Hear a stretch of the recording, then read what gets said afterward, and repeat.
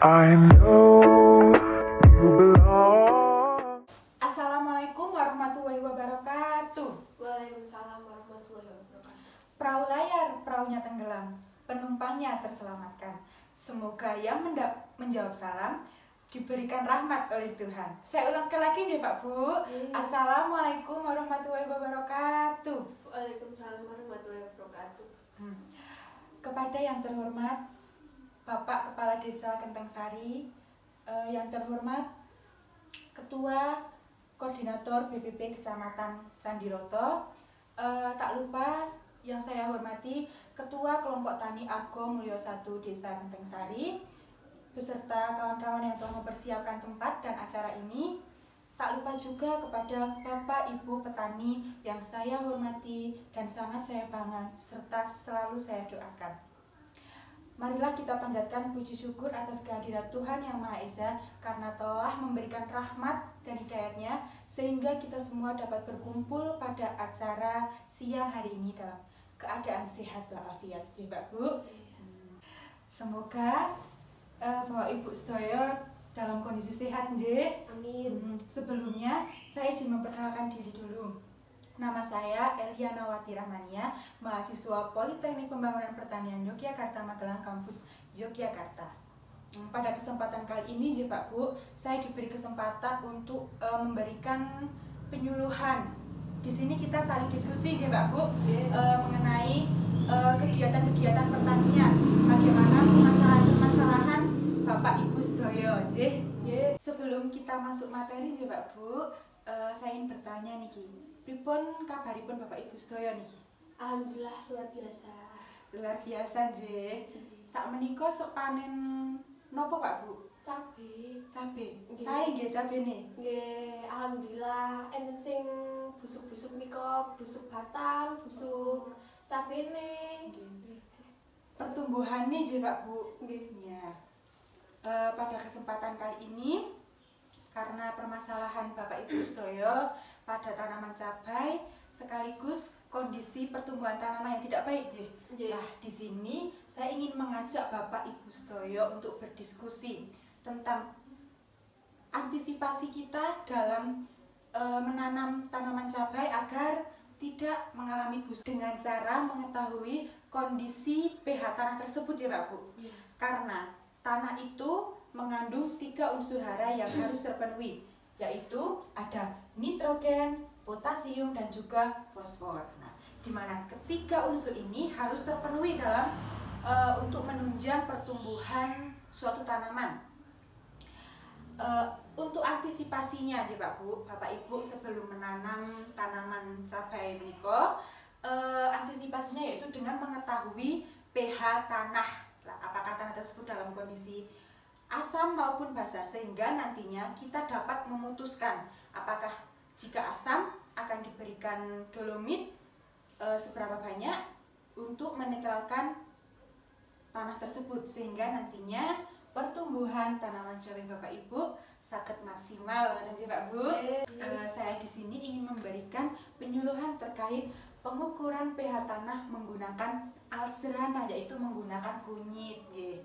Bahan kunyit ini dirasa sudah ada di rumah Bapak Ibu nggih. Niki sangat familiar nggih, mudah didapatkan dan juga sangat praktis.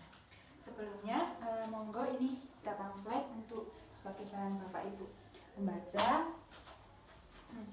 Di situ dapat disebutkan bahwasannya terdapat tata cara pengukuran pH tanah, Pak Bu.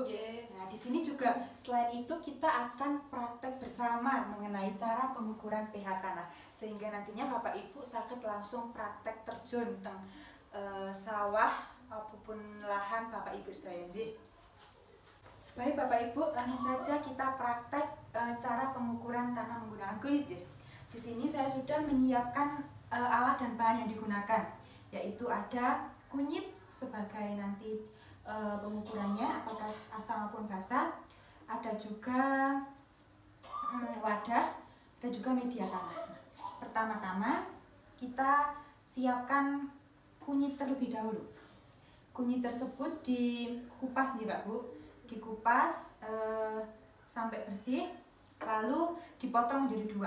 Di sini saya sudah memberikan contoh ini aja Pak Bu yang sudah dipotong menjadi dua. Nantinya satunya akan dicelupkan ke media tanahnya, yang satunya sebagai media pengukuran gitu Pak Bu. Selain itu juga kita harus mempersiapkan tanah yang nantinya akan kita ukur ya Pak Bu. Caranya yaitu dengan mengambil 4 titik sampel 4 titik dengan 1 titik di tengah lah. Tanahnya diambil lalu dijadikan satu dan dicampur dengan air. Nah, di sini saya sudah memberikan campuran tanah tersebut yang sudah dicampur dengan air. Kurang lebihnya seperti ini Pak. Oh, iya. Nah, jika sudah seperti ini, kita masukkan kunyit tadi. Nah, kunyit yang sudah kita potong, kita masukkan ke dalam media tanah tadi nih Pak. Dimasukkan dengan cara seperti ini. Nah, seperti ini. Lalu kita tunggu selama 30 menit nih Pak Bu. Baik Bapak Ibu semuanya, kita sudah menunggu cara pengukuran tadi ya selama 30 menit. Mari kita akan bersama-sama menunjukkan apakah kondisi tanah yang ada di sekitar Bapak Ibu itu dalam kondisi asam maupun basah. Nanti Pak Bu. Jadi, pertama-tama kita ambil kunyit yang tadi kita rendam ke tanah tersebut, lalu kita bersihkan menggunakan air. Dilakukan secara seperti ini. Kira-kira nantinya apa aja Pak Bu kondisi tanah? Bisa asam, bisa basah nih Pak Bu. Kondisi tersebut juga nantinya apabila asam, terlalu asam itu nantinya akan berpengaruh buruk terhadap kondisi tanaman. Basah pun juga seperti itu. Makanya kita perlu antisipasi menetralkannya Pak Bu. Jika asam, dikatakan asam tanahnya apabila kunir nanti ini yang sudah telah kita cuci ini berwarna lebih cerah dari kunir ini yang tadi. Namun jika lebih pucat maka menandakan bahwa tanah tersebut dalam kondisi basah. Ya, ini sudah selesai, sudah bersih. Selanjutnya kita bandingkan ya Pak Bu. Nah, bisa dilihat J, ternyata beda warnanya dan kunir tadi yang sudah kita rendam dan dibersihkan itu lebih cerah J Pak Bu. Cerah J. Nah, berarti artinya tanah di sekitar kita berada dalam kondisi asam ya Pak Bu.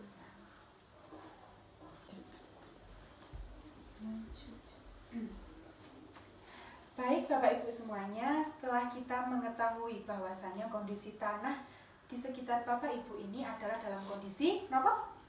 Asam. Nah, maka dari itu kita perlu melakukan penetralisasian pada tanah tersebut ya Pak.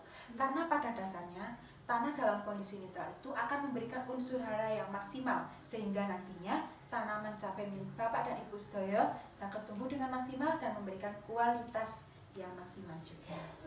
Di sini saya juga akan menjelaskan terkait pengaruh pH Bapak Ibu, terkait nantinya kenapa perlunya kita menetralisasikan tanah kita sebelum melakukan penanaman. Jika tanah terlalu asam, nantinya akan berpengaruh terhadap pertumbuhan akar dan juga batangnya Pak Bu. Itu akan membusuk. Namun jika tanah terlalu basah, itu juga nantinya akan berpengaruh terhadap kondisi kualitas buah yang nantinya dihasilkan ya Pak Bu. Namun jika netral itu akan memberikan unsur hara yang optimum sehingga nantinya pertumbuhan tanaman Bapak Ibu sedaya sangat maksimal.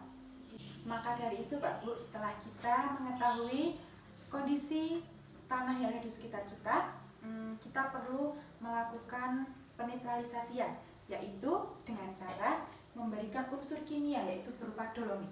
Pastinya Bapak Ibu pernah mendengar kata dolomit sih. Ya, dolomit sebenarnya sudah tidak asing.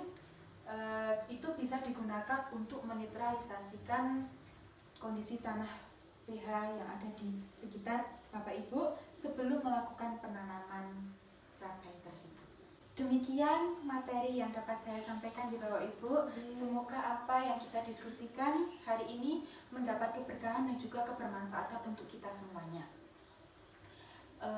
Saya juga berharap apa yang Bapak Ibu dapatkan seperti cara pengukuran pH tanah menggunakan kunyit ini dapat Bapak Ibu terapkan dalam kegiatan bertaninya sehingga nantinya dapat meningkatkan produktivitas Bapak Ibu dengan maksimal dan juga meningkatkan kesejahteraan keluarga Bapak Ibu J.